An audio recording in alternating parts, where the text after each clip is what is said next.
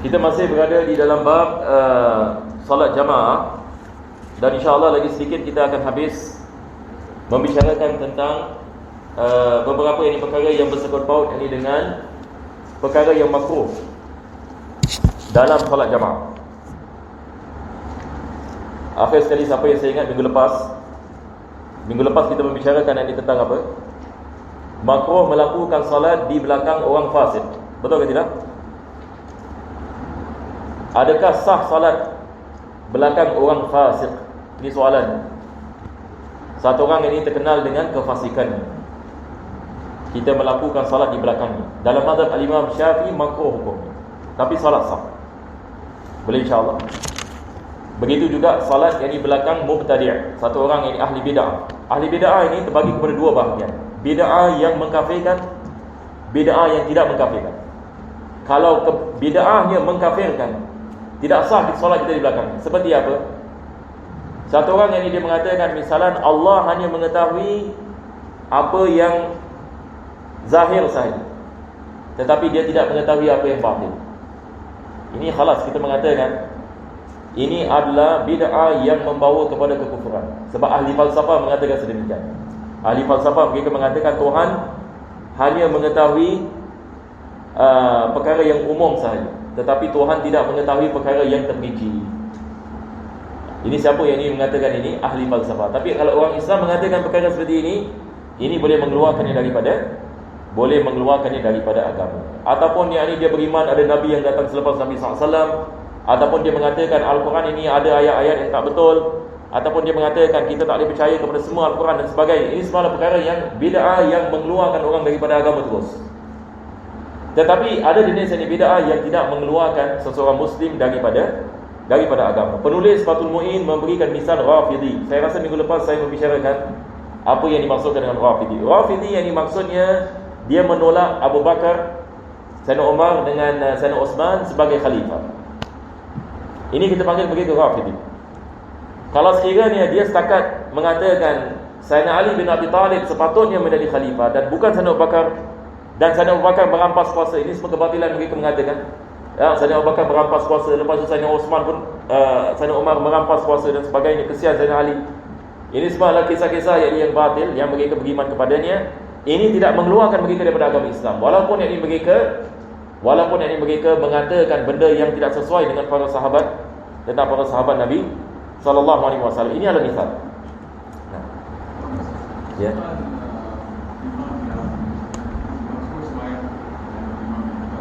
Ya.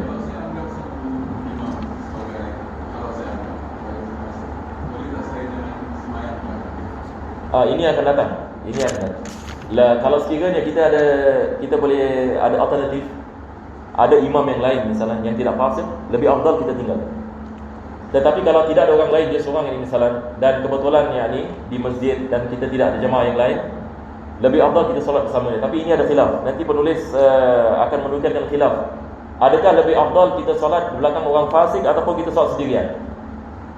Tetapi pendapat yang dipilih adalah solat jamaah walaupun imam fasik lebih afdal daripada solat sendirian. Walaupun ada ulama mentarjihkan solat sendirian lebih afdal. Ini akan disebutkan nanti. Muka surat 305.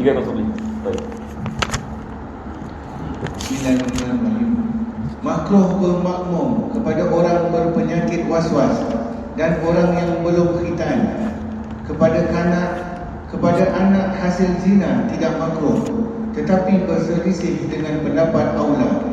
Jadi sekarang penulis ini mengatakan, setelah dia mengatakan makruh bermakmum dengan orang fasik, orang bid'ah, begitu juga makruh yang bermakmum dengan orang yang berpenyakit waswas. Apa sebabnya? Sebab orang waswas ini dia dalam keadaan syak, sama ada wudu dia sah ke tidak, sama ada tadi istinja dia sah ke tidak, sama ada tadi dia takbir, macam mana yang ini dia takbir, dia dalam keadaan yang ini tak tentu.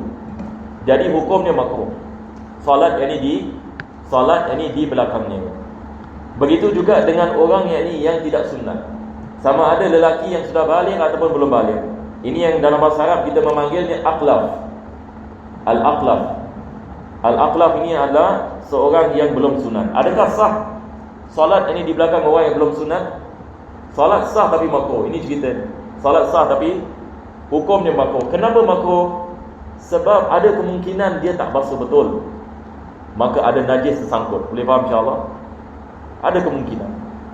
Sebab nak membasuh kulit itu agak susah sikit ya. Sebab ini dia melibat. Jadi makruh hukum melakukan solat di belakangnya. Berkenaan dengan anak zina, satu orang ini anak zina misalnya, adakah makruh? Maka di sini penulis Fathul Muin mengatakan khilaf aula. Baik, ada beza di antara khilaf aula dengan makruh. Mana lebih kuat, khilaf aula ke makruh? Bila kita mengatakan makruh, maksudnya ada perintah. Perintah untuk meninggalkan. Perintah untuk kita meninggalkan. Jadi apabila kita meninggalkannya, kita dapat pahala. Makruh maksudnya, bila kita mengatakan makruh tanzih, makruh pun ada dua jenis ya. Satu tanzih, satu tahrim. Bila kita mengatakan makruh tanzih, apa maksudnya? Dia adalah makruh, iaitu perintah daripada Allah Subhanahu Wa Taala untuk kita meninggalkannya, tetapi tidak ditekan. Mungkin antum tulis ini definisi ini. Makruh tanzih maksudnya perintah daripada Allah untuk tidak melakukannya.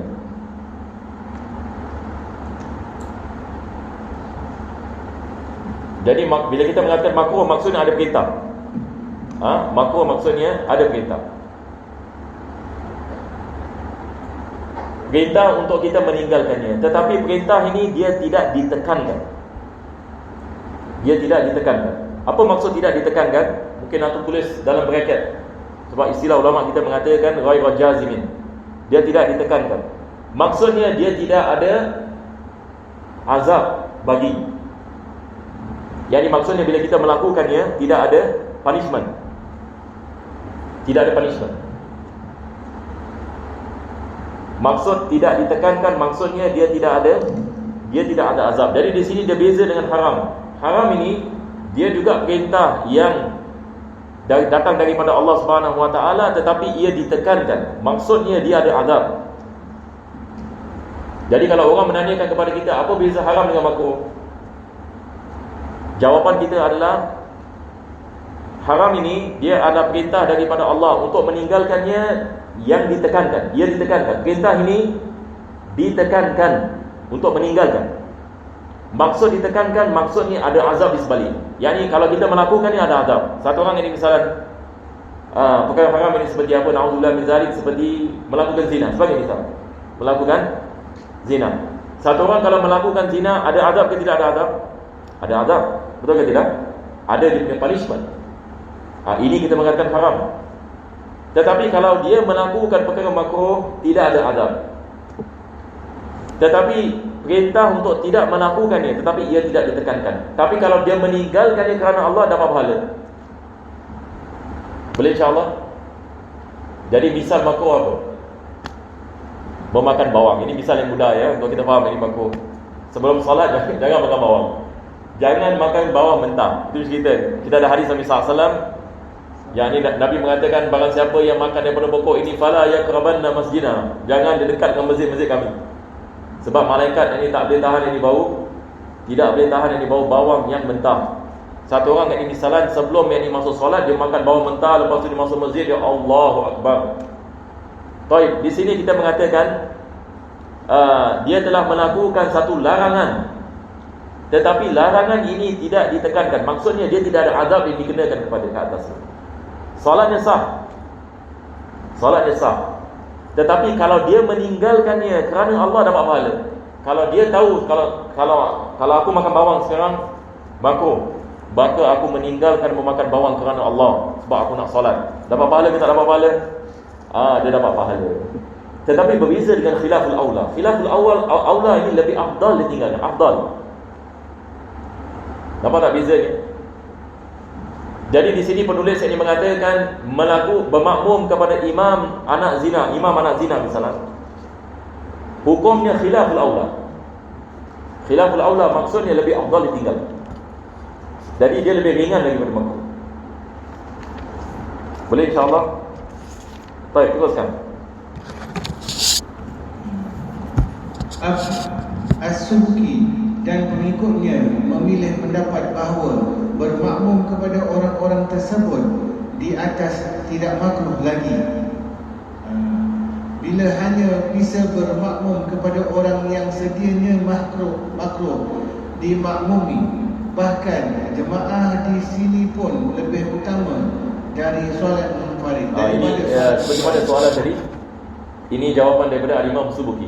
Al-Imam Subuki dia mengatakan yang misalan makruh itu hilang kalau sekiranya misalan kita tidak ada jemaah lain. Kita ada imam ini fasik ataupun imam aklaf, semua yang disebutkan tadi, dan kita tidak ada jamaah lain, maka lebih afdal kita melakukan jamaah bersamanya daripada melakukan solat sendirian. Maksudnya kalau kita mengatakan tidak ada jamaah lain, kalau kita tak ikut jamaah ini, kita solat sendirian, mana lebih afdal? Kita solat jamaah dengan imam yang fasik ataupun kita solat sendirian? Al-Imam Subuki dia mengatakan yang ini lebih afdal, yang melakukan solat dengan imam tadi lebih afdal daripada kita melakukan salat sendirian. Boleh insya-Allah? Jadi ini adalah khulasa. Saya rasa boleh insya-Allah boleh faham. Ada siapa-siapa ada soalan? Setakat ini tidak ada ya? Baik, teruskan. Guru kita memantapi bahawa dalam keadaan seperti ini tetap hukumnya makruh. Bahkan solat munfarid lebih utama daripada berjemaah dengan mereka. Dia ada khilaf dia. Jadi sekarang khilaf dia bagaimana sekarang? Al-Imam Ibn Hajar, mungkin antum pilih tulis ini. Al-Imam Ibn Hajar, ini yang dia mengatakan Syekhuna ya. Syekhuna balik kepada Al-Imam Ibn Hajar. Baik, Al-Imam Ibn Hajar, masya-Allah, dia mengatakan lebih afdal di solat sendirian. Lebih afdal di solat sendirian. Boleh insya-Allah? Ini adalah pendapat Al-Imam Ibn Hajar. Boleh faham insya-Allah? Kita ikut siapa Ustaz? Ya. Kita ikut pendapat dari Al-Imam Subuki. Ini yang apa yang kita dapat misalan dalam kitab Panimah Hadramiyah, dalam kitab-kitab yang lain. Cuma di sini penulis ini dia kedepankan pendapat gurunya. Gurunya berpendapat lebih afdal solat sendirian. Apa maksudnya? Sekarang misalan imam fasik. Mana lebih afdal? Kita bermakmum dengannya ataupun kita solat sendirian? Ibn Hajar mengatakan solat sendirian. Solat sendirian. Tapi Al-Imam Subuki dia mengatakan bermakmum lebih afdal daripada solat sendirian. Melainkan kalau dia boleh dapat jamaah lain. Misalnya kita ada dua jamaah. Jamaah yang pertama imam fasik, jamaah yang kedua imam salih. Tentu sekali ini dia tinggalkan imam fasik, maka dia bermakmum dengan imam yang salih. Tetapi kalau sekiranya tidak ada jamaah yang lain, dan kalau dia tidak bermakmum dengan imam ni, takut ada fitnah. Ini sebelum ini dia membicarakan tentang masalah fitnah. Saya tak tahu minggu lepas kita dah baca belum? Lepas ni. Saya rasa kita antara terlepas tadi. Yakni sebelum itu dia membicarakan tentang kalau sekiranya ada fitnah, kalau dia tidak bermakmum dengan imam ini, misalnya imam ini kebetulan governor ataupun minister. Kalau dia tahu orang yang tak bermakmum dengannya, mungkin dia akan melakukan benda-benda yang masalah kepada orang itu. Dalam keadaan seperti ini, maka dia boleh bermakmum dengannya. Ini ada keuzuran yang dimaksudnya. Maka Al-Imam Subuki dia mengatakan kalau sekiranya tidak ada makmum yang lain, tidak ada jamaah yang lain, maka lebih afdal dia bermakmum dengan imam tadi. Tapi ini berbeza dengan Imam Ibn Hajar. Nah, Berkata sebahagian. apa ada soalan? Jadi yang menentukan imam itu fasik atau tidak berpendapat sendirian pribadi. Ya, maksudnya kita mengetahui sama ada kita tinggal dengannya ataupun dia terkenal fasik, maksudnya dia melakukan maksiat terang-terangan. Ada sebagian orang misalnya dia melakukan maksiat dia tak ada malu. Misalnya yang ni tiap-tiap hari misalnya duduk di kedai kopi minum bir sebagai misal. Yang ni semua orang kita tahu. Kebetulan yang kita lihat orang ini jadi imam. Misalnya. Jadi kita tahu ini adalah orang yang fasik. Tetapi kalau sekiranya kita tak mengetahui, kita husnuzan, ini bukan fasik. Kalau kita tidak mengetahui hamba Allah misalnya, kita pun tak pernah nampak dia, tak ada masalah. Jadi maksud ada dua macam, satu tanzih, yang kedua Tahrim. Makruh tahrim pula. Makruh tahrim ini adalah haram. Makruh tahrim ini dia ada sesuatu perkara yang diharamkan, cuma dia beza dengan haram. Mungkin saya syarahkan sekejap. Apa beza makruh tahrim dengan haram? Kedua-duanya dosa, kedua-duanya ada azab. Tetapi bezanya adalah haram ini, dia adalah berdasarkan dengan dalil qat'i. Manakala makruh tahrim berdasarkan dengan dalil zanni. Apa maksudnya dalil qat'i dengan dalil zanni? Dalil qat'i ini, bila kita mengatakan dalil qat'i, maksudnya adalah dalil yang kuat. Mungkin saya, untuk menyenangkan para jemaah, saya mengatakan dalil yang kuat. Kita ada ayat Quran misalan terang-terangan. Misalan Allah Subhanahu wa taala mengatakan wala taqrabuz zina. Ini kita mengatakan haram, bukan makruh tahrim. Sebab kita ada dalil Al-Quran yang tidak ada khilaf di dalamnya. Semua yang umat Islam bersetuju ke atasnya. Melakukan zina adalah perkara yang diharamkan. Ini kita mengatakan dalil qat'i. Maksudnya dia adalah dalil yang yakin, berdasarkan dengan keyakinan. Manakala kita ada dalil zanni. Dalil zanni yang ini kita ada khilaf ini ulama. Misalan yang ini ada ulama yang ini misalan mereka berselisih ini pendapat berkenaan dengan melakukan sesuatu perkara. Sebagai misal, kita dalam mazhab Syafi'i, kita mengatakan boleh solat tahiyatul masjid pada waktu haram. Betul ke tidak? Sekarang misalan kita solat asar di rumah, lepas tu kita datang Masjid Abdul Razak dan kita nak solat tahiyatul masjid. Soalan, boleh kita solat ke tak boleh solat? Boleh ke tak boleh? Dalam mazhab Syafi'i kita membezakan sama ada solat ini sebabnya datang dahulu atau kemudian.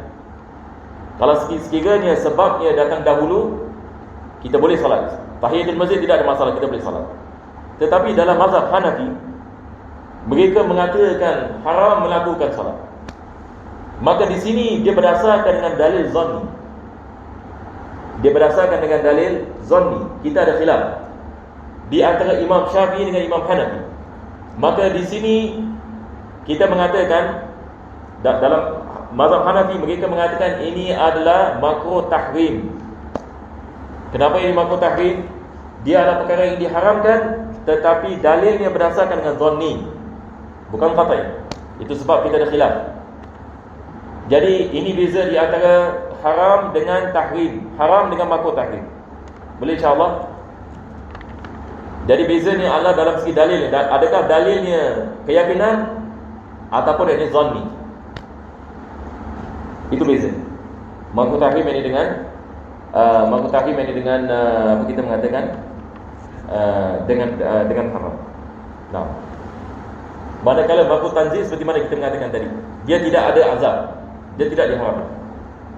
Cuma kalau kita meninggalkannya kita dapat pahala. Aywa.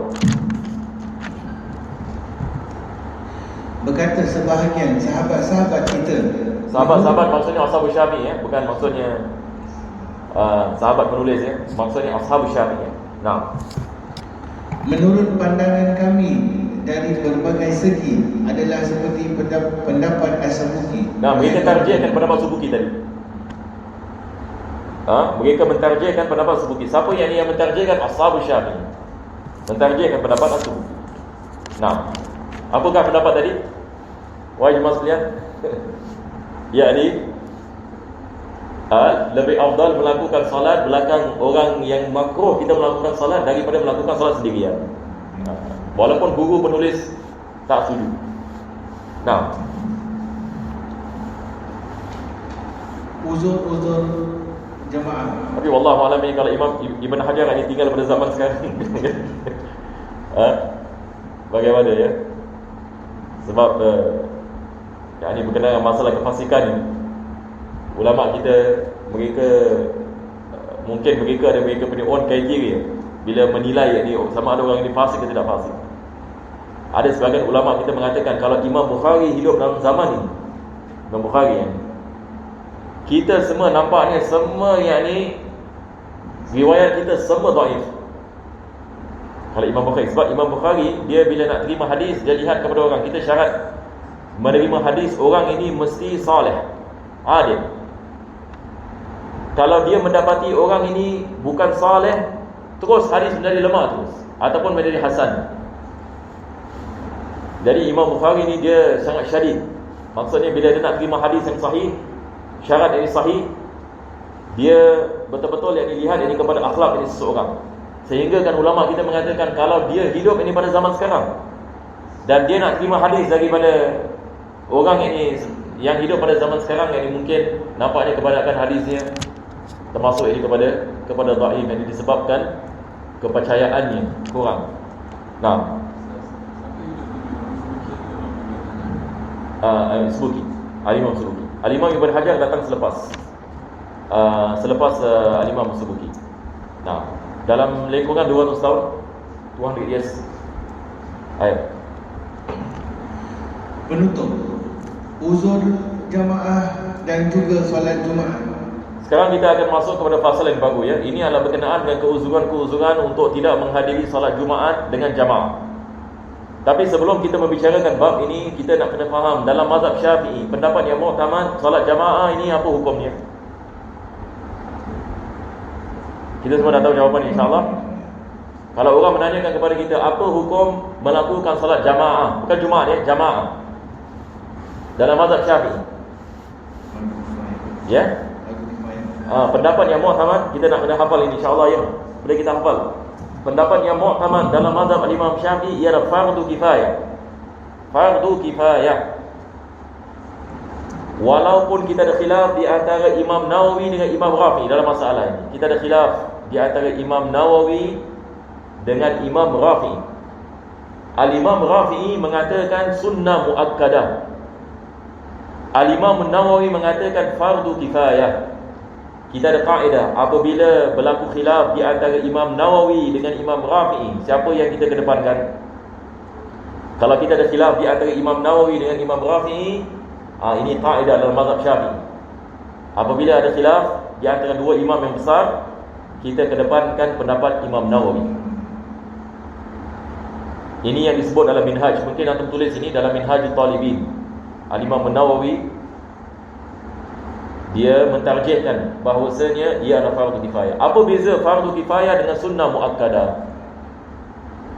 Fardu kifayah ini kita mengatakan kalau satu kampung tidak melakukan solat jamaah, semua orang tanggung dosa. Misalnya di Singapura, tidak ada solat jamaah di Singapura. Tidak ada solat jamaah, semua solat di rumah. Ini kalau tak Covid lah, ya. Semua solat di rumah. Kita dalam mazhab Syafi'i mengatakan solat jamaah fardu kifayah, dia mesti menghidupkan syiar. Bukan maksudnya semua solat jamaah di rumah, tetapi dia mesti melakukan solat jamaah di tempat yang orang dapat lihat, seperti masjid-masjid sebagai misal, tempat umum. Kalau sekiranya Singapura misalnya tidak ada solat jamaah sama sekali, semua solat di rumah, semua orang Islam di Singapura menanggung dosa. Sebab di sini kita mengatakan dia adalah fardu kifayah. Tapi kalau kita mengatakan sunnah muakkadah, tidak ada dosa. Kalau kita mengatakan melakukan salat jamaah sunnah muakkadah, maksudnya tidak ada dosa. Sebab sunnah ini dia tidak ada adab. Dia tidak ada adab kalau ia ditinggal. Manakala kalau kita mengatakan fardu kifayah, maksudnya dia wajib. Tetapi dia wajib bukan atas individu, dia wajib atas jamaah. Beza dengan fardu ain. Kalau kita mengatakan solat jamaah wajib fardu ain, ini pula berbeza pula. Maksudnya tiap-tiap orang Islam yang mukallaf wajib melakukan solat jamaah. Ini ada qaul. Dalam mazhab Syafi'i ada pendapat mengatakan solat jamaah fardu ain. Kalau kita mengamal dengan qaul ini, masya-Allah. Ya, ini cuba bayangkan, semua yang solat 5 waktu wajib jamaah. Ada qaul yang mengatakan yang ini sedemikian, walaupun dia adalah qaul yang lemah, pendapat yang lemah. Tapi pendapat yang mu'tamad adalah dia adalah fardu kifayah. Jadi di sini penulis ini mengatakan keuzuran untuk tidak menghadiri salat jamaah. Maksudnya keuzuran bagi fardu kifayah. Keuzuran ini bagi fardu kifayah dan juga termasuk salat Jumaat. Keuzuran bagi salat jamaah sama dengan keuzuran bagi salat Jumaat. Jadi kita hafal kaedah ini. Keuzuran bagi salat jamaah adalah keuzuran bagi salat Jumaat. Sebab dua-dua fardu. Salat jamaah fardu, salat Jumaat juga fardu. Cuma bezanya salat jamaah dia fardu kifayah, tetapi salat Jumaat dia adalah fardu ain. Boleh insya-Allah? Baik, nombor 1.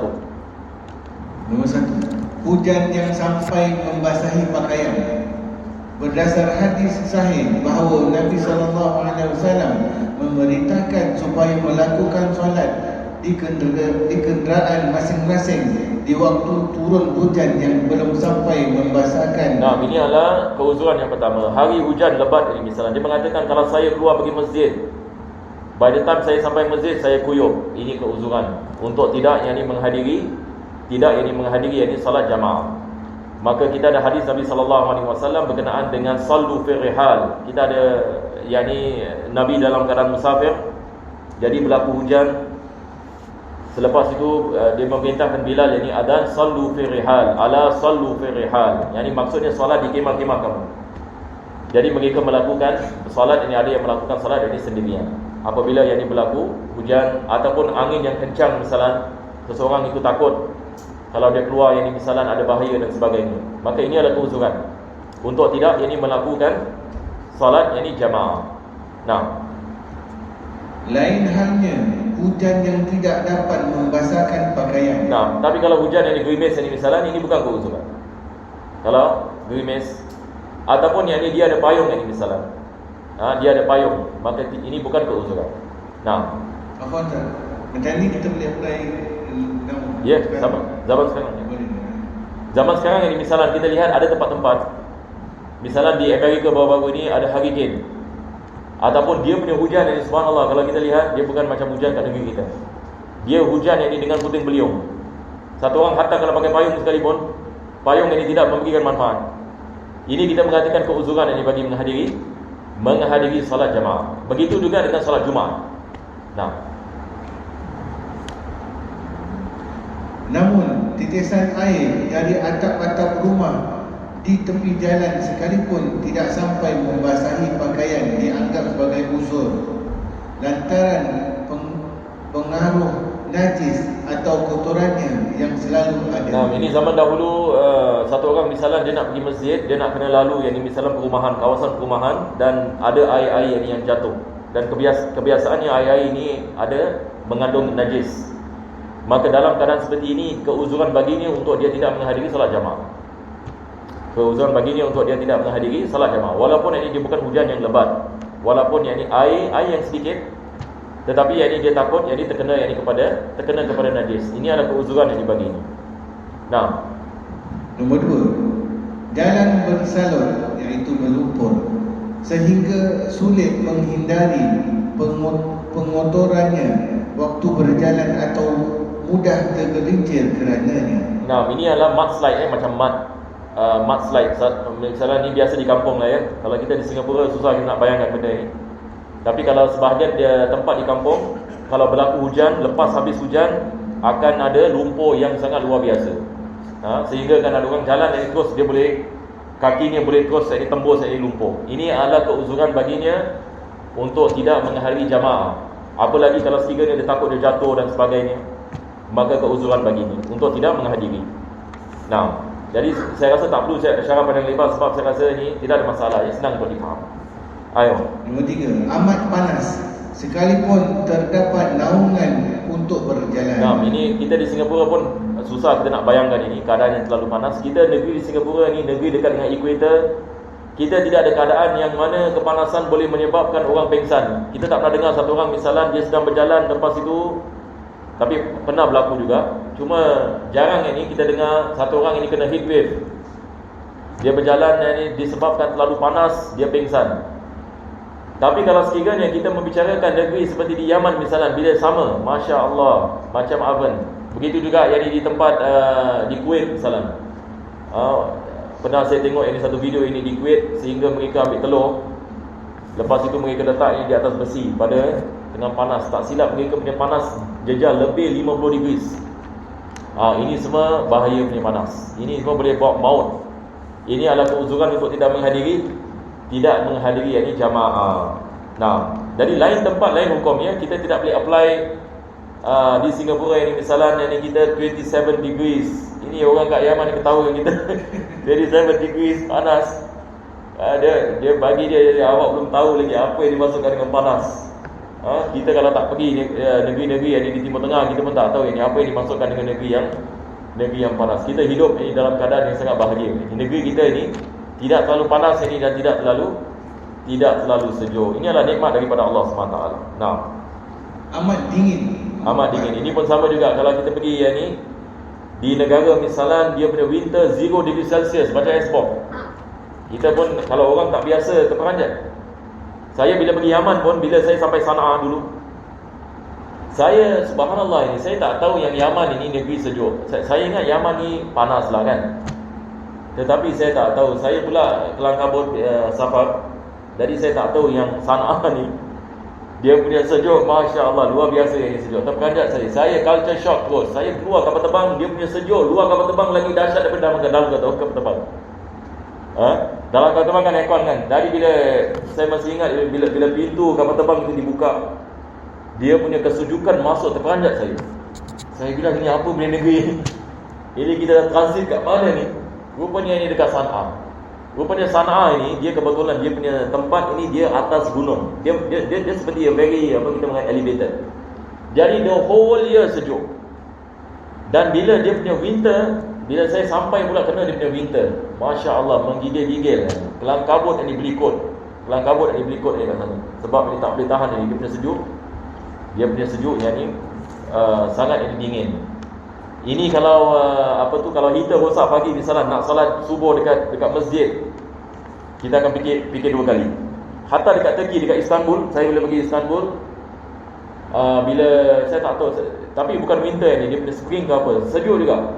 Saya rasa dia punya pagi subuh dia mungkin 5 degree Celsius. Pun sama juga, menggigil-gigil. Kalau kita punya heater tak work, Masya Allah. Tapi saya lihat orang Turki, saya lihat dia mengambil wudu dekat masjid, dekat Sultan Ahmad. Saja dia buka tap, dia ambil wudu. Kita tak boleh faham ini. Subhanallah, kita tak boleh tahan ini. Sejuk macam itu. Air dia literally seperti air es bom. Tetapi orang kalau dah biasa, Masya Allah, baginya tidak ada masalah. Dia saja dia boleh ambil wudu. Lepas itu yang dia solat. Kita tak boleh tahan. Kita nak kena ambil wudu dekat hotel dengan heater, baru kita boleh keluar. Nak ambil wudu yang dekat masjid tak ada heater ni, kita Masya Allah ya. Tetapi ada orang Masya Allah ini mereka boleh tahan. Jadi kalau amat dingin, keuzuran.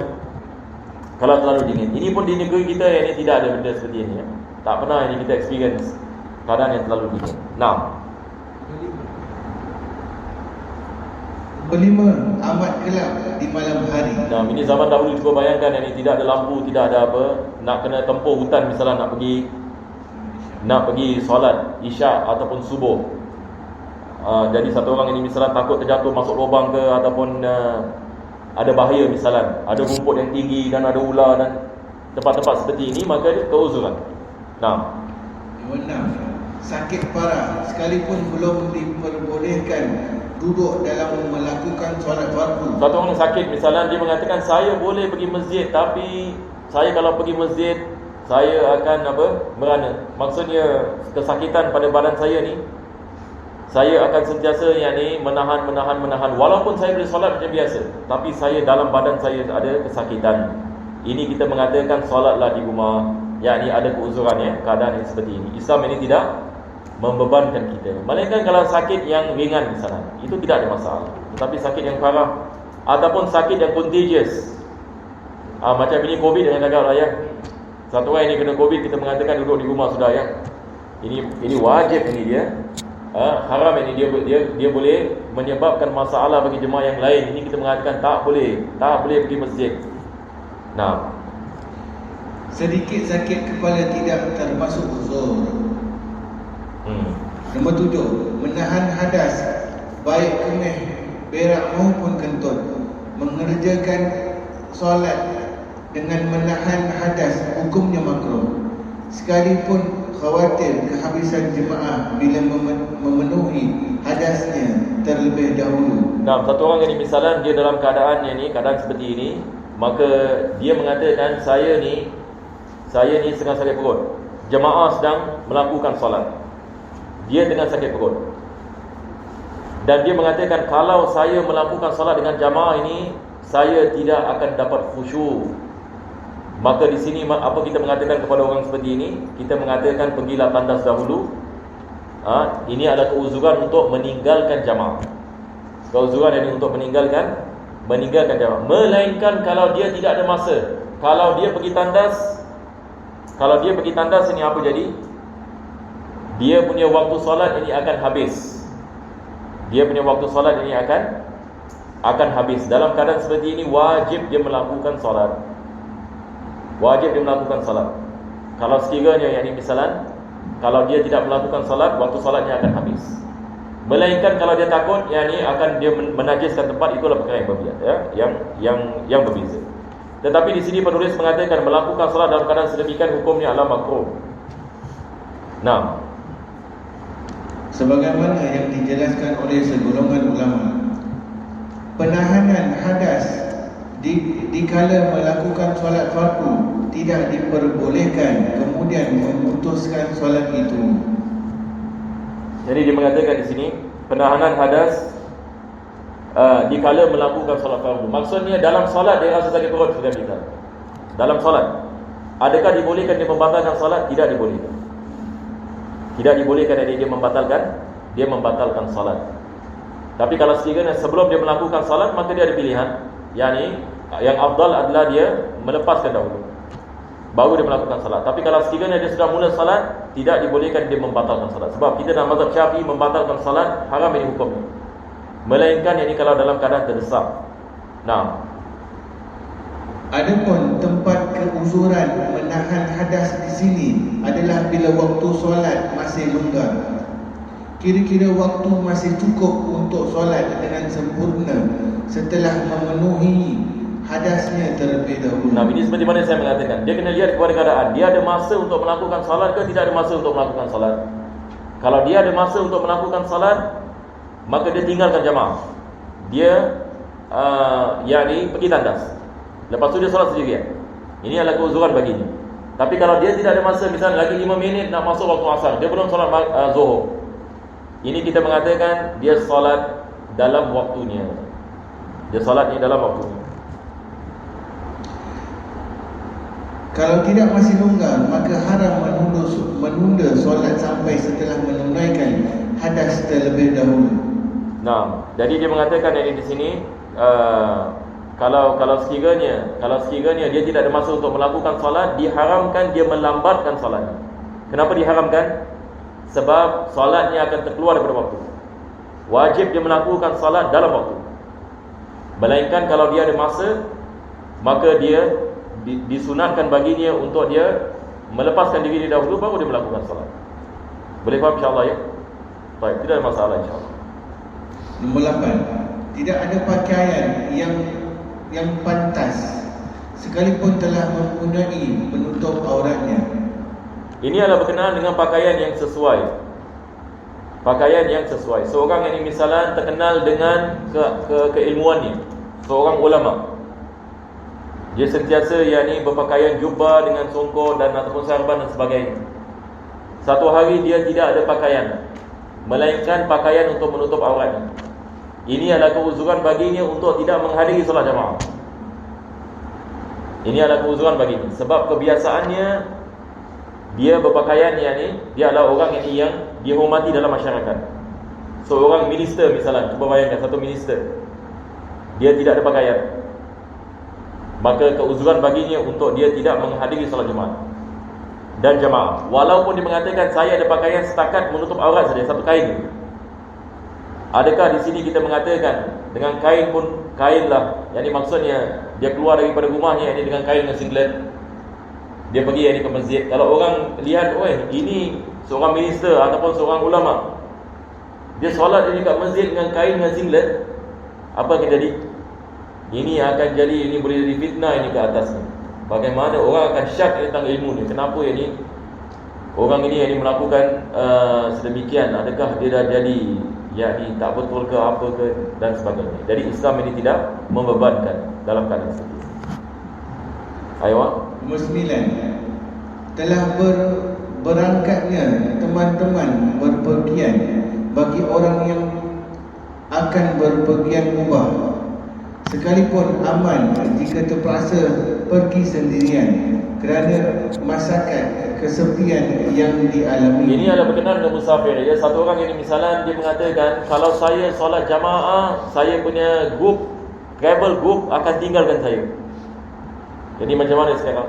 Kita nak solat jamaah yang ni ataupun yang ni kita nak safar yang ni dengan kita punya grup. Maka dalam keadaan seperti ini, keuzuran baginya untuk tidak menghadiri jamaah. Dengan syarat safar yang mubah.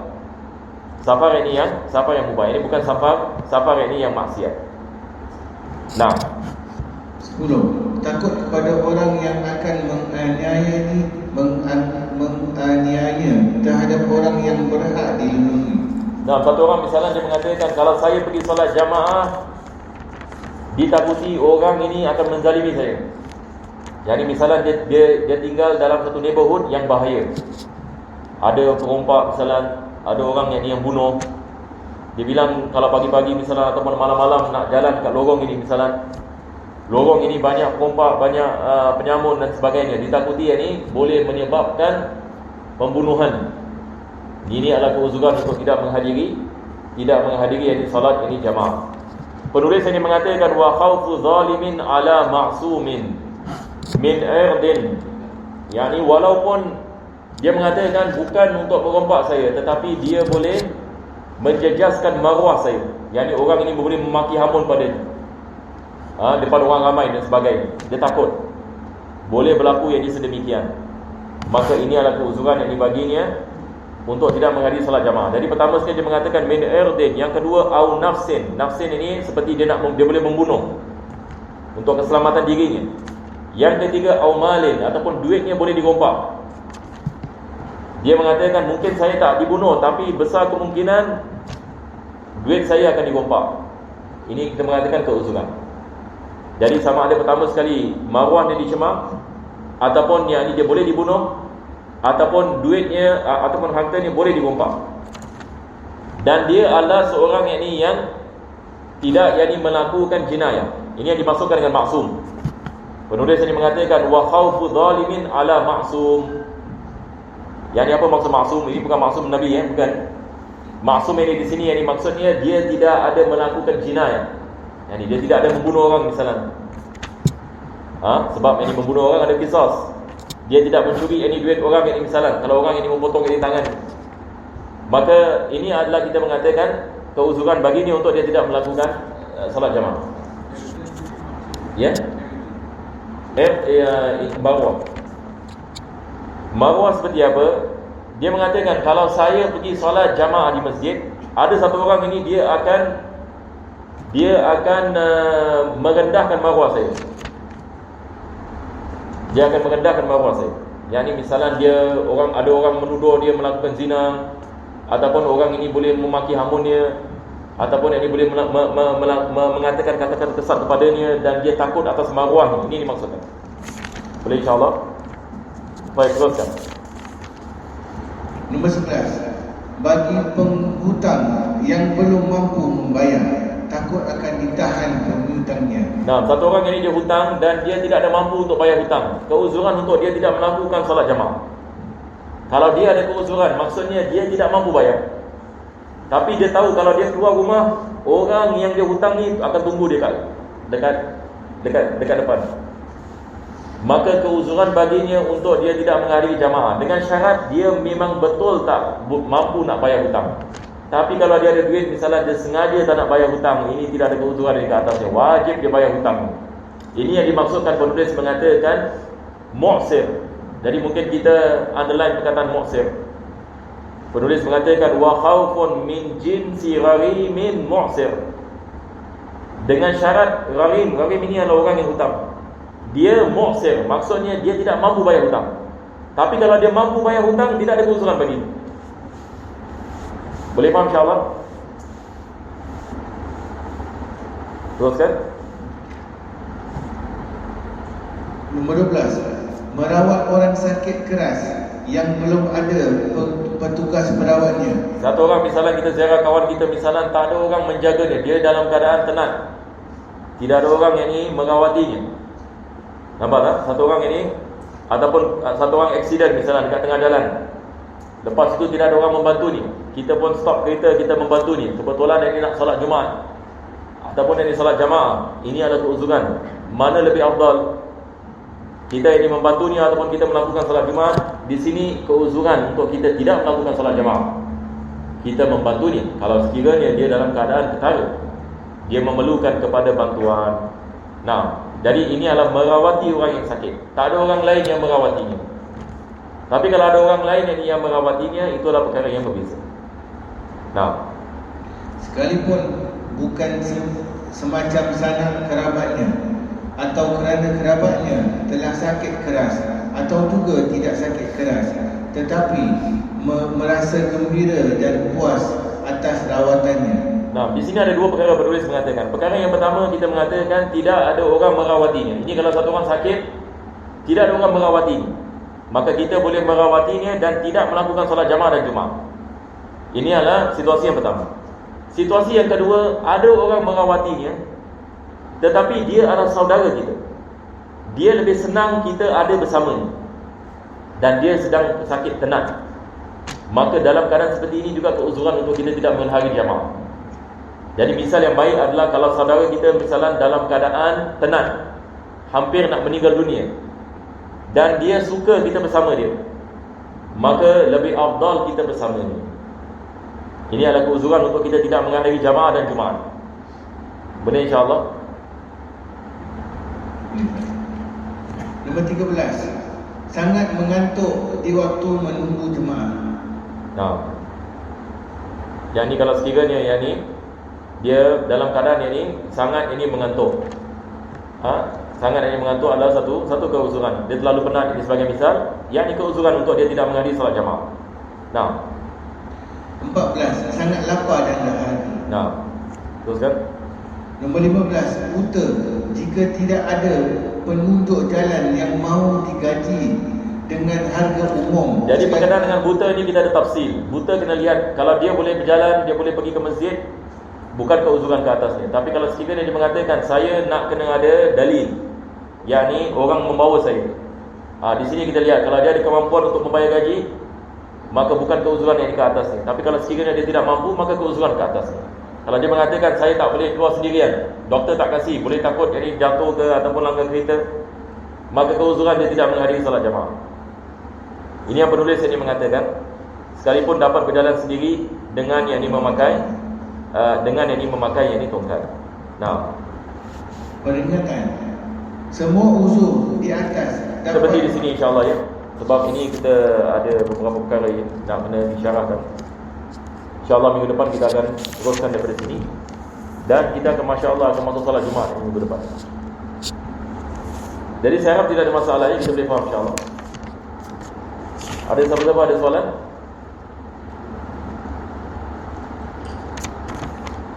Masya-Allah, ini bab ini agak mudah sikit hari ni. Kurang kita kena silap sikit.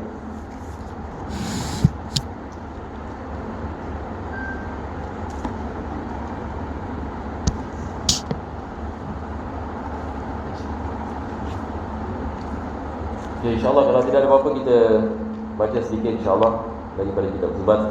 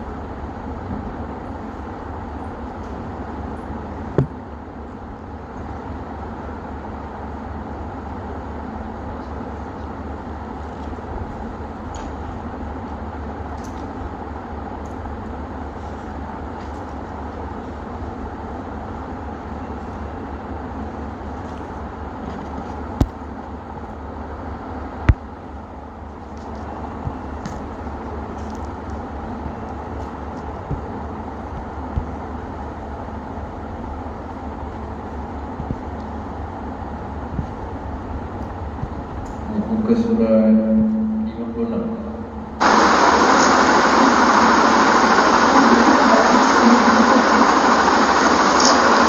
Bismillahirrahmanirrahim. Alhamdulillah rabbil alamin. Terus apa? 56. 56. Baik. 56. Bismillah. Bismillahirrahmanirrahim.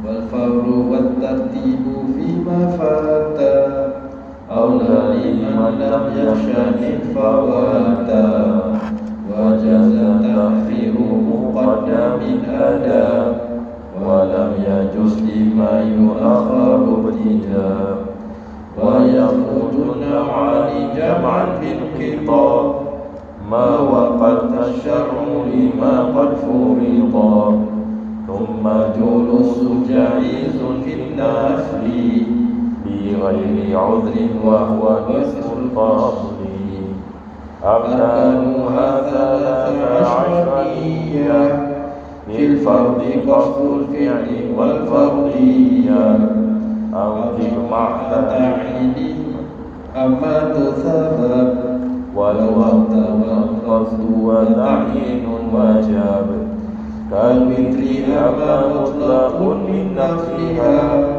ففيه تكفيريات لفعلها دون إضافة لذي الجلال وعدد الركعات واستقبال ثاني القيام قدير القيام وثالث تكبيرة الإحرام ولو معرفا عند التنكير وقارن النية بالتكبير. بسم الله الرحمن الرحيم. ربنا انفعنا بما علمتنا رب علمنا الذي ينفعنا رب فقهنا وفقه أهلنا وقرابة لنا في ديننا وأهل كتر أنثى وذكر رب وفقنا ووافقهم لما ترتضي قولا وفقنا كرما وارزق كل حلال ناعما وأخينا أخيا علما نهضى بخير وننفى كل شر ربنا أصلح لنا كل الشؤون وأخر برضا منك العيون واقض عنا ربنا كل الديون قبل أن تأتينا رسل منون واغفر واستر أنت أكرم من ستر وصلاة الله ترشى المصطفى ومن إلى الحق دعانا والوفاء بكتاب فيه للناس شفاء وعلى الآل الكرام الشرفاء وعلى صحب وصحبه الغرام اللهم اهدنا بهداه واجعلنا ممن يسارع في رضا ولا تولنا وليا سواه ولا تجعلنا ممن خلف أمرك وأصاب فحسبنا الله ونعم الوكيل ولا حول ولا قوة إلا بالله العلي العظيم. يا ربنا اعترفنا بأننا اقترفنا وأننا أسرفنا على لظى أشرفنا فتب علينا توبة تغسل لكل حوبة واستر لنا العورات وآمن الروعات واغفر لوالدينا ربي ومولدينا والأهل والإخوان وسائر الخلان وكل ذي محبة أو جيرة أو صحبة والمسلمين أجمع آمين ربي فاسمع فضلا وجودا منا لا باكتساب منا بالمصطفى الرسول نحظى بكل سول صلى وسلم ربي عليه عد الحب وآله وصحبه عداد الشرب والحمد لله بالبدء والتناهي. Sebelum saya lupa, sama-sama insya-Allah kita bacakan Fatihah bagi salah seorang daripada jemaah kita, Arifin. Beliau apa yang saya dapat khabar sedang dalam keadaan sakit, agak kuat sikit. Jadi kita berdoakan insya-Allah, mudah-mudahan insya-Allah dengan barakah majlis ini dan juga membaca Fatihah, mudah-mudahan Allah Subhanahu wa taala memberikan kepada beliau syifa. Fatihah. Allah taqabbal salawat wa ala arwah walidina wa amwatina wa amwatil muslimin ajma'in. Anallahu yatabashsharu bi rahmatihi wa maghfirah wa yakhtimu lana wa lakum bi khairin wa afiyah wa yuslihu sha'na kullahu zahiran wa batinan wa ila hadratin Nabi sallallahu alaihi wasallam. Al-Fatihah.